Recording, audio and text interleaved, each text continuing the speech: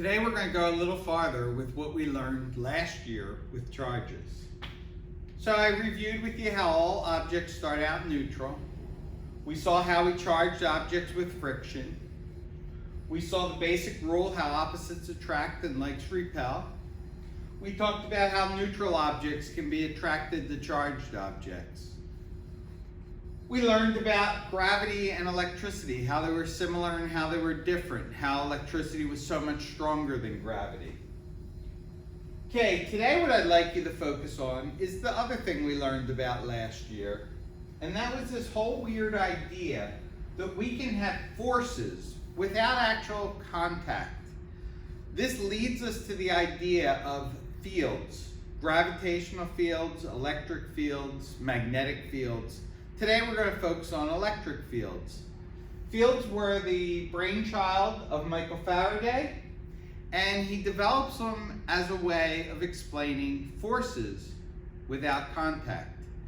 They often referred to it as action at a distance. How can we have a player push another player if there's no contact? Okay, we need to have contact to have forces. Okay, so this idea of electric fields goes along the line of the following. We think about charged objects, and surrounding that charged object, we envision a field. So the blue circle represents the charged object. You can see it's a positively charged object, and you can see the amount of charge on the object. The little yellow thing is a sensor that can sense the electric field. Here you can see the value is about 5,000 newtons per coulomb worth of electric field. Notice that electric field has a direction, and the direction happens to be up in the first quadrant.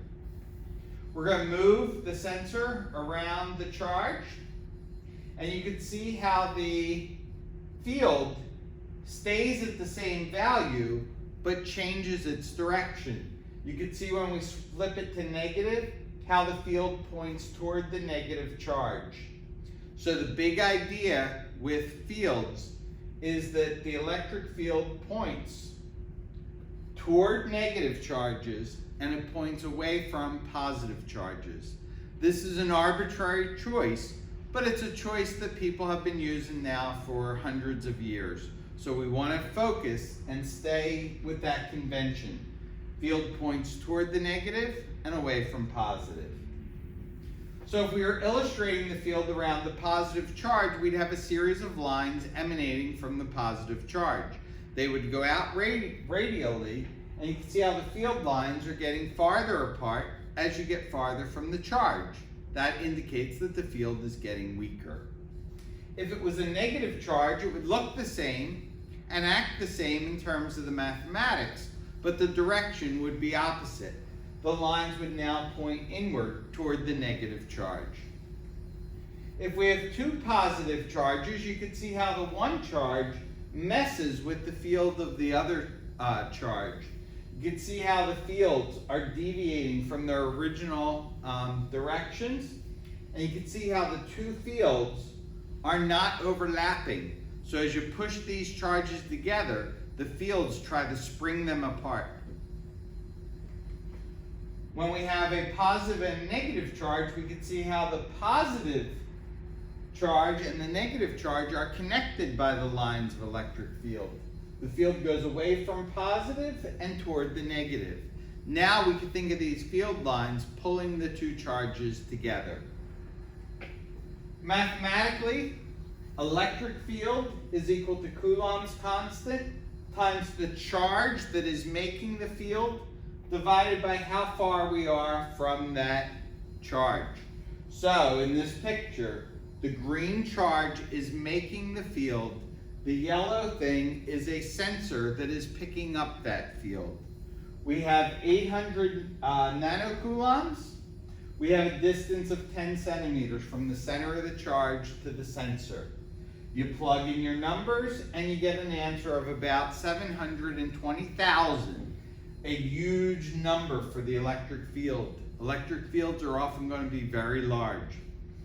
Okay, and that is measured in either newtons per coulomb or volts per meter. They mean exactly the same thing. Okay, so that is how you find the electric field being created by a charge. If we then put a second charge in the field, be careful, make sure you understand what I'm saying. We take a second charge and we place it in the field of the first. That second charge is going to experience a force that is given by this equation. Remember, this is newtons per coulomb, and this would be the charge in coulombs. They're going to cancel out, and we're left with just newtons. Okay, so this formula can be used to figure out the force on a charge you place in an electric field. If you then want to turn that force into an acceleration, we need to know how heavy this moving charge is going to be. 5 grams, let's say. We plug in the force, we plug in the mass, we solve for the acceleration. This is important. This acceleration is only true at that first moment where you release the charge. As the charge starts to move away from the other charge, the acceleration is going to decrease because the field is getting weaker. The force is getting weaker. So this is of limited use because it only tells us the initial acceleration of the charge. Okay, something else I want to remind you is that when you have an electric field, if the electric field becomes too large, you will see a breakdown of the insulating material around that electric field. So you can see a spark jumping through the air, and that happens when the electric field strength is too strong for the air to support. Okay, so it breaks down and we get a discharge between the two objects. Okay, how do you know when that's going to happen? Our final formula, electric field equals volts per meter. And you get your electric field from the field strength.